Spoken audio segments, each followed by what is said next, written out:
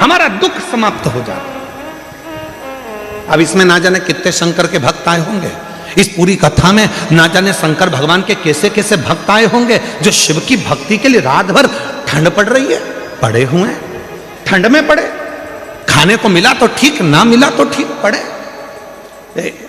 हम नहीं जानते कौन से यूट्यूबर हैं, एक यूट्यूबर ने कोई रील डाली होगी और वो रील ऑफिस से सीहोर से आशीष के पास आई, तो आशीष ने हमको रील दिखाई, तो उस रील में आशीष ने दिखाया कि कोई दुबई से भी एक बहन यहाँ आई हुई है और कथा के पंडाल में रात रात रुककर कथा का श्रवण कर रही है। वो दुबई वाली बहन कहाँ बैठी है? अगर बैठी हो तो मैं निवेदन करूंगा कि आप ही हैं, आ जाओ आ जाओ आ जाओ। ये दुबई से कथा सुनने के लिए आई और कथा के पंडाल में रात्रि विश्राम कर कर कथा का लाभ ले रही। और मैं उन यूट्यूबर को भी धन्यवाद दूंगा जिन्होंने इनकी रील डाली। अगर वो भी, अगर उनके, उसका नाम तो मुझे मालूम नहीं है और यूट्यूबर कौन सा है वो भी नहीं ध्यान में, पर अगर वो यूट्यूबर अगर यहाँ बैठे हों तो मैं उनको भी निमंत्रण दूंगा कि वो भी पधारें, कि आपकी रील के कारण आज पूरा सनातन धर्म को ये मालूम पड़ रहा है कि शिव की भक्ति कैसे होती है, शंकर की साधना कैसी होती है, शिव की आराधना कैसी होती है, शिव भक्ति कैसी होती है। और फिर निवेदन करूं मैं इस गुजरात की पवित्र भूमि से, सूरत की पवित्र भूमि से, जितने यूट्यूबर हैं, जितने सोशल मीडिया है और जो आप लोग अपनी चैनल के माध्यम से, अपने यूट्यूब के माध्यम से रील बनाने वाले जितने भी यूट्यूबर हैं, आज आपने सिद्ध कर दिया इस शिव महापुराण की एक एक रील बनाकर कि हमारा सनातन धर्म ऐसा है, हमारे सनातन धर्म की जागरूकता है ऐसी। आप सनातन को मजबूत कर रहे हैं। सारे यूट्यूबरों को, जितने भी यूट्यूबर लगे हैं सूरत के, गुजरात के, उन सबको मैं नमन करता हूं, प्रणाम करता हूं, आपकी भक्ति को, आपकी सनातन की जागरूकता को।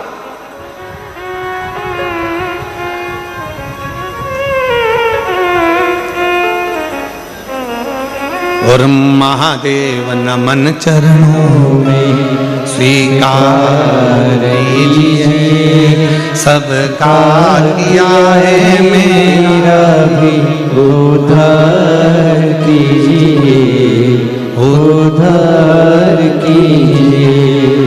है त्रिपुंडधारी, हे त्रिशूलधारी, हे त्रिपुंडधारी, हे त्रिशूलधारी। चरणों में तेरे बाबा जी पावन है चारों धाम, चरणों में तेरे बाबा जी पावन है चारों धाम। तेरी देव करते वंदना, पूजे सीताराम, हो जाए पूरी कामना, हो जाए पूरी कामना। उपकार कीजिए, सबका किया है मेरा भी उद्धार कीजिए, उद्धार कीजिए। हे त्रिपुंडधारी, हे त्रिशूलधारी। शिव कथा कर रही है, अंजना माता का राम जी कर रहे हैं, मात्र मुझे दर्शन हो जाएगा और वो अपनी दृष्टि से मुझे देख लेंगी, उतने में भी मेरा आनंद हो जाए। चलो हनुमान, चलो, मुझे अंजना माता का दर्शन करना। जैसे ही सामने अंजना माता दिखी, राम जी ने झुककर प्रणाम किया, नमन किया।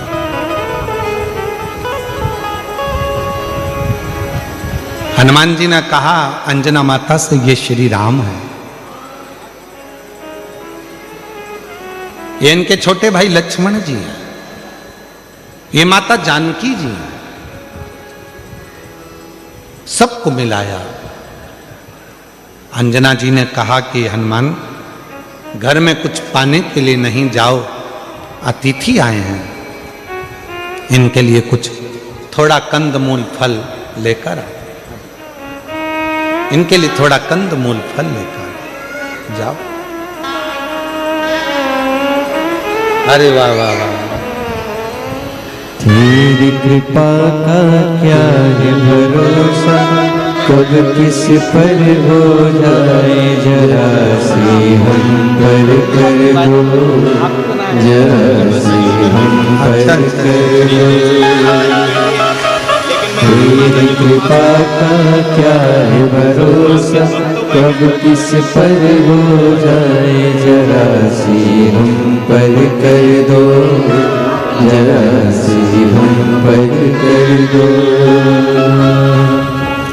जिस पर भी हो गई तेरी कृपा करुणा, वो भव पार हुआ, भव पार हुआ।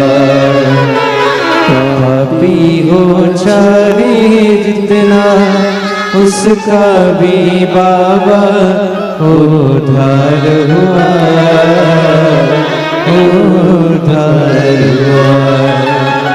गिनते अजामिन गणिका जैसे तेरे मन को भाए। बच्ची 2 दिन से रो रही है बाहर खड़े होकर, केवल उसको मिलना था। एक बार जोरदार ताली बजाओ, आज व्यासपीठ पे दौड़ के आई है। गिनते अजामिन गणिका जैसे तेरे मन को भाए, जरा सी हम पर कर दो। मैंने कहा कि हनुमान जाओ, घर में कुछ पाने के लिए नहीं है, तुम जल्दी जाओ दौड़ के कंदमूल फल लेकर। अतिथि आया है, मेहमान आया है। शिव महापुराण की कथा कहती है अतिथि शिव का एक रूप होता है। अतिथि शिव का एक रूप होता है। इसीलिए हमारे यहाँ सनातन धर्म में कहा, शिव महापुराण की कथा के पंडाल में अगर कोई रात्रि रुककर कथा का इंतजार कर रहा है, सुबह स्नान आदि कर कर भगवान शिव की कथा के लिए बैठा हुआ है, इंतजार में डूबा हुआ है, वो कोई साधारण नहीं है, स्वयं मेरा देव अधिदेव महादेव है, शिव है। इसलिए मेरी जीजियों, प्रयास करा करो अपने घर से। अब गुजराती भाषा में तो क्या, गुजरात के लोग तो वैसे भी खाने में और खिलाने में बड़े होशियार होते हैं, है? और उसमें भी सूरत के।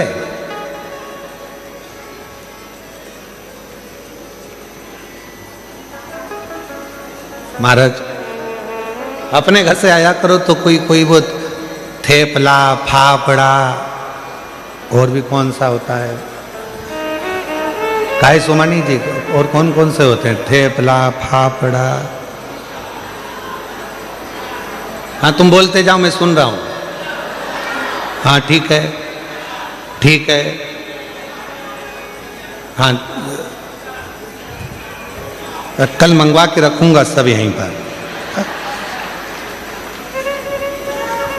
तो निवेदन है, घर से आया करो तो थोड़ा थोड़ा लेकर चला करो, अपने लिए नहीं, जो अपने आसपास में बैठे उसका मुख झूठा कराने के लिए मेरा शिवनगर में आया है, मेरा शंकर, मेरा भोले बाबा, मेरा शिव और मेरा शंकर ना जाने किस रूप में कब तुम्हारे सम्मुख में आकर बैठ गया और उसकी कृपा आप पर हो, ये भाव लेकर मुख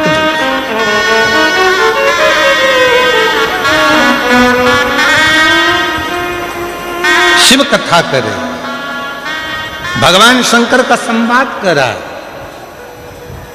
हनुमान जी महाराज की कथा करे। ये हनुमान जी चले गए कंदमूल फल लेने के लिए, इतने में अंजना माता की आंख से आंसू बह रहे थे। राम जी ने पूछ लिया, मां क्यों रो रही हो? अंजना माता ने कहा, मेरे रोने का कारण केवल एक है, आज मेरे बेटे हनुमान ने मेरे दूध को लज्जित कर दिया। दूध को लज्जित कर दिया? राम जी बोले मां ये कैसी बात करती हो? हनुमान जी ने तो माता जानकी जी का पता लगाया, हनुमान जी ने लंका में आग लगा दी, और आप कहते हो कि हनुमान जी ने मेरे दूध को लज्जित कर दिया। अंजना माता बोली, रे राम, हे प्रभु, हनुमान भूल गया कि किस माता का दूध पिया था उसने। आज मुझे बड़ा दुख है जो मेरे बेटे हनुमान ने मेरे दूध को लज्जित कर दिया। क्यों मां ऐसे शब्द क्यों कह रही हो? राम जी कह रहे ऐसे शब्द क्यों बोल रही हो? क्या बात है? अंजना माता ने कहा, इसलिए बोल रही हूं कि आपको अयोध्या से आकर सीता जी को लेने के लिए लंका जाना पड़ा। मेरे बेटे हनुमान को मैंने जो दूध पिलाया था वो दूध इतना प्रबल था, हनुमान चाहते तो तुम्हें लंका तक जाने की जरूरत नहीं पड़ती, सीता को लंका को उठाकर लेकर अयोध्या में आते।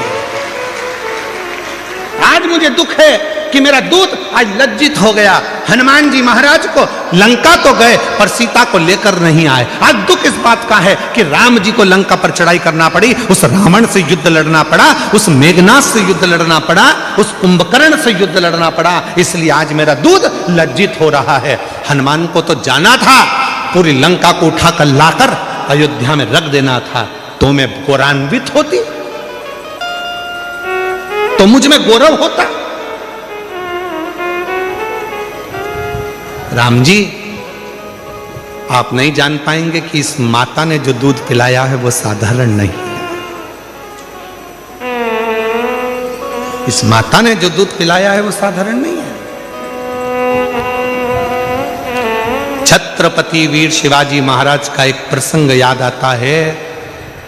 एक किले से दूसरे किले पर जीजाबाई माता देख रही थी।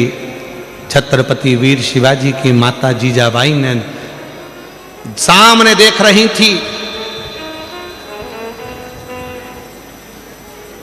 और उस सामने के किले पर भगवा नहीं था,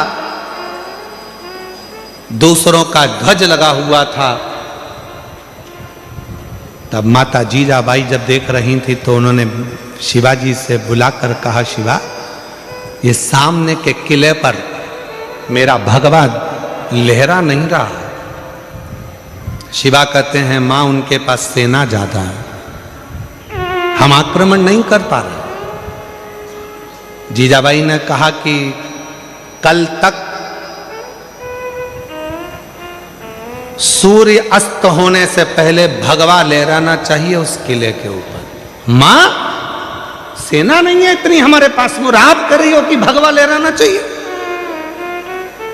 जीजाबाई ने कहा छत्रपति वीर शिवाजी से, वो किला सेना से नहीं मिलता, वो किला सीने में जब शिव बैठता है और शिवा जागता है तो भगवा आराम से लहरा सकता है। सीने में भगवा है और सीने में शिव है तो वो सेना भले ना हो, शिवाजी जाए और भगवा लहरा कर आए। छत्रपति वीर शिवाजी ने जितनी सेना थी उसी का साथ पकड़कर जो किले पर चढ़ाई करी और मां जीजाबाई के सामने उस किले पर भगवा लहरा गया। ये वीरता होना चाहिए, ये वीर।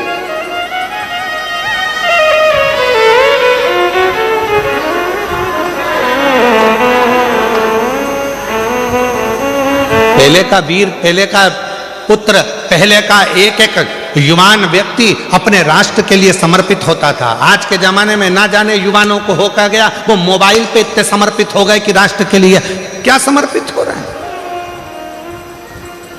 वो मोबाइल पर इतने समर्पित हो गए। रात को 11-11 बजे तक तो मिस यू और विथ यू ही होता रहता है। एक शब्द और होता है, वो मैं लिख नहीं रहा हूं और ना बोल रहा हूं। कहां गया?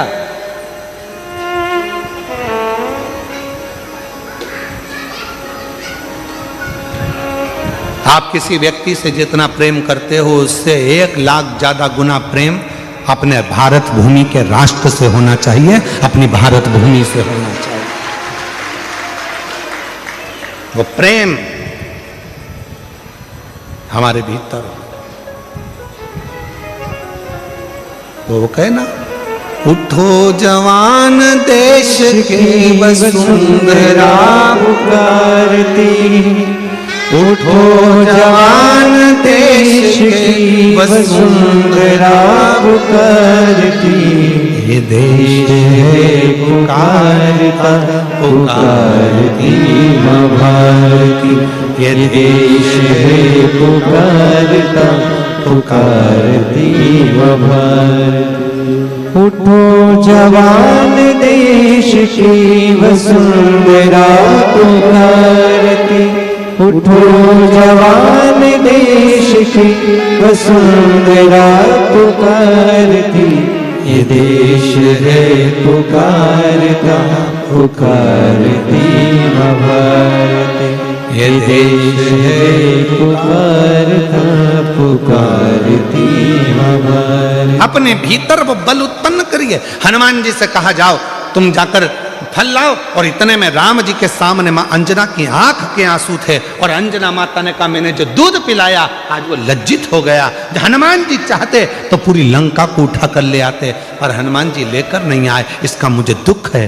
राम जी ने कहा, मां ऐसी बात क्यों कहती हो, हनुमान को तो हमने रोका था, नहीं तो हनुमान तो लंका पर चढ़ाई कर कर सीता को कब कर लेकर आ जाते, हमने रोका था।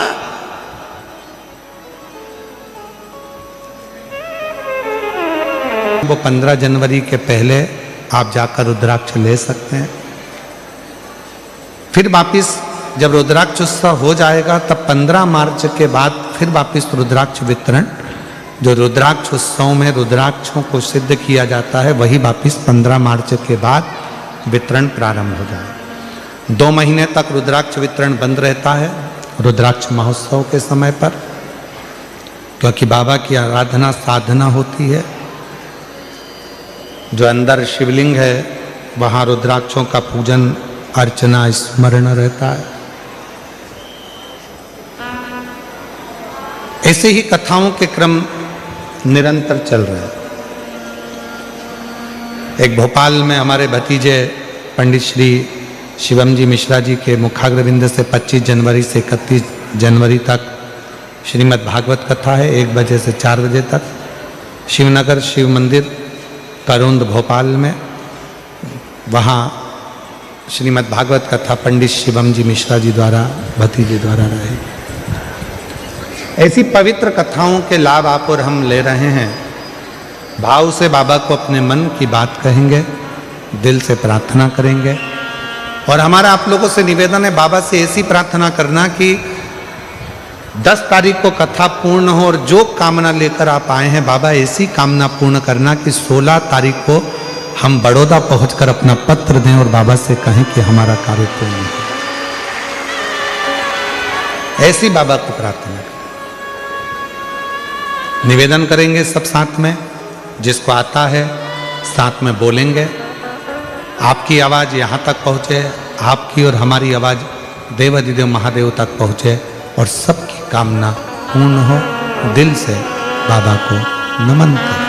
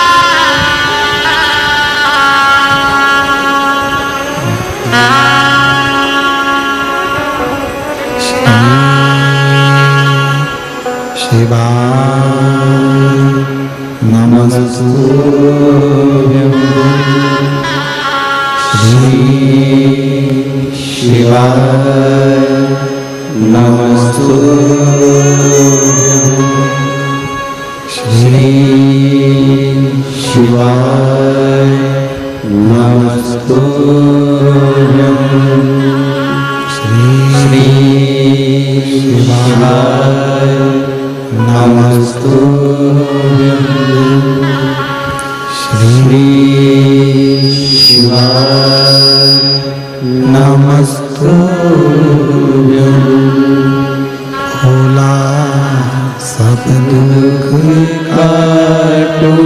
तुम्हारा, हो भोला सब दुख काटो। शिव शंकर जपो तेरी माला, भोले बाबा जपो तेरी माला, भोला सब दुख काटो मारा, ओ भोला सब दुख काटो मारा। वेश है मंगल मंगलकारी, वेश है मंगल मंगलकारी, शमशान वासी हमारा, शमशान वासी हमारा, हो भोला सब दुख काटो मारा, ओ भोला सब दुख काटो मारा।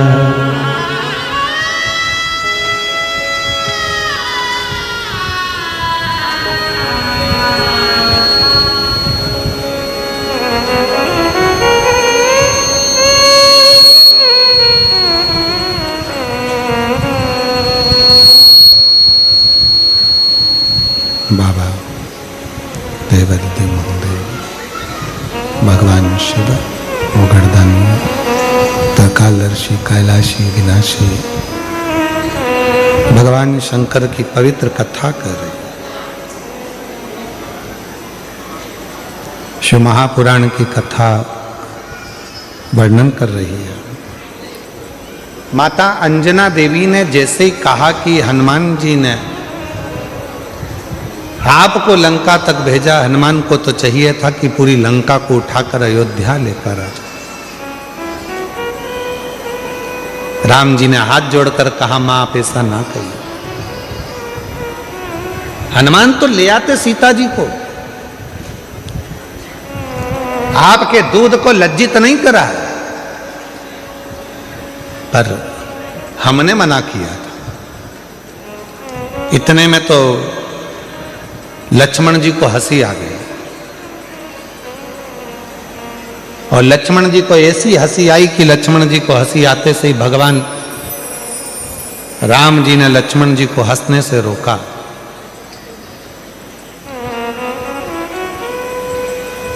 अंजना जी को ठीक नहीं लगा। जब बड़े बात कर रहे हों और उसमें अगर कोई बीच में यह उपहास करे तो ये श्रेष्ठता कहां है?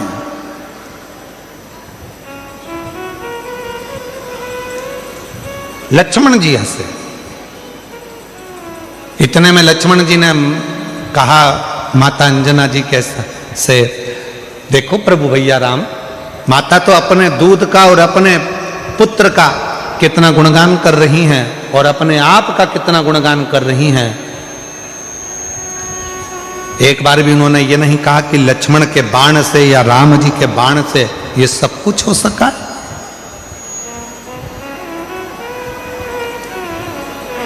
सब कुछ नहीं कहा।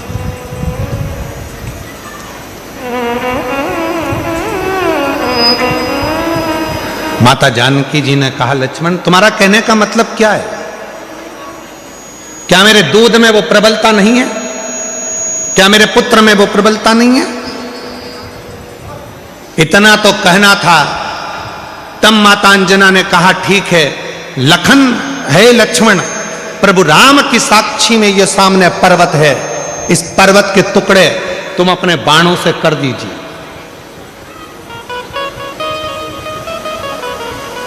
अंजना माता ने कहा, लक्ष्मण शिव की आराधना करी है और शिव की साधना करी है और शिव जैसे पुत्र को जन्म दिया है इस अंजना ने।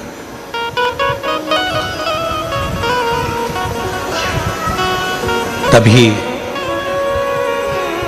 एक बाण लक्ष्मण जी ने छोड़ा पर वो पर्वत के 2 भाग नहीं हुए और माता अंजना ने अपने दूध की एक धार उस पर्वत पर फेंकी जिस पर्वत के 2 टुकड़े हो गए और गर्जना हनुमान जी के कानों में पहुंच गई।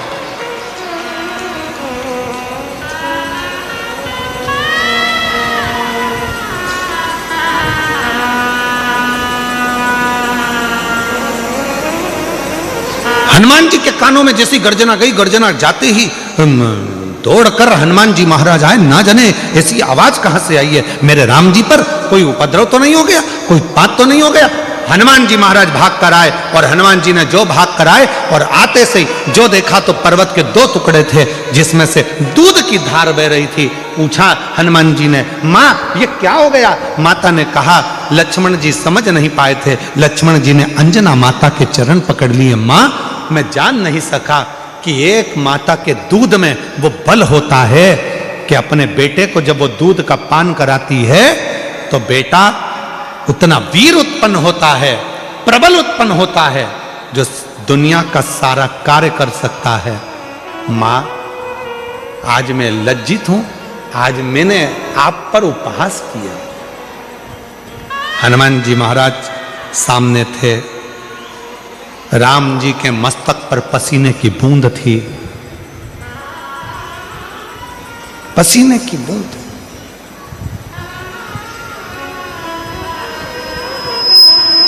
हनुमान जी बोले, मैं प्रभु राम जी के लिए जल लेकर आ। अंजना जी ने कहा, जल लेने तुम क्यों जाओगे?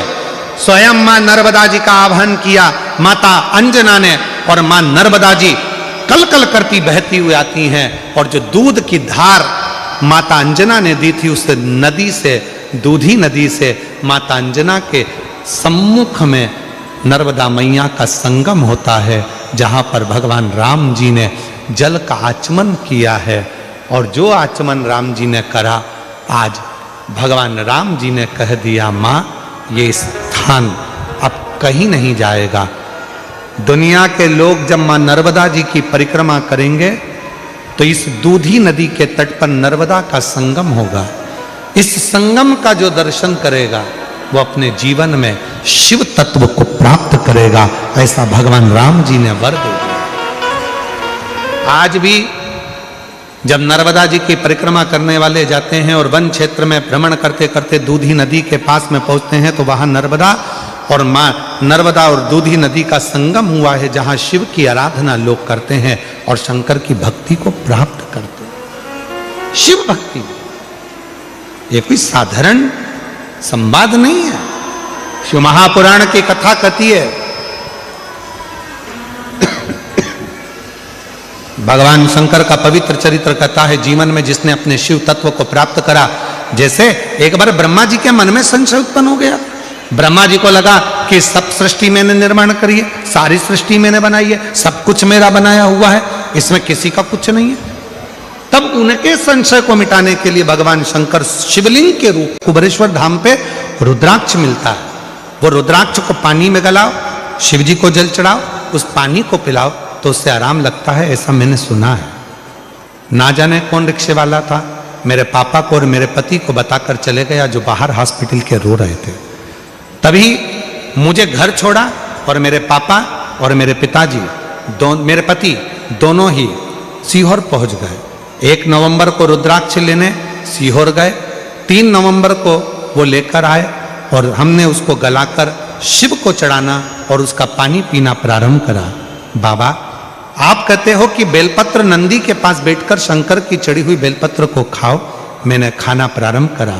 बाबा से कहा, बाबा हमारे पास में इतना धन नहीं है कि हम कैंसर का इलाज करा सकें, ये तो वो बीमारी है जिसमें पैसा लगता है, हम गरीब को कैसे दे दी बाबा, कुछ तो कृपा करो। हम नहीं जानते थे कि आपके रुद्राक्ष की इतनी महत्वता है सीहोर के, जिसका जल पीने से रोग मुक्त होता है। जल पीना प्रारंभ करा। दूसरी बार मुंबई में फिर वापिस पहुंचे डॉक्टर को दवाई दिखाने के लिए।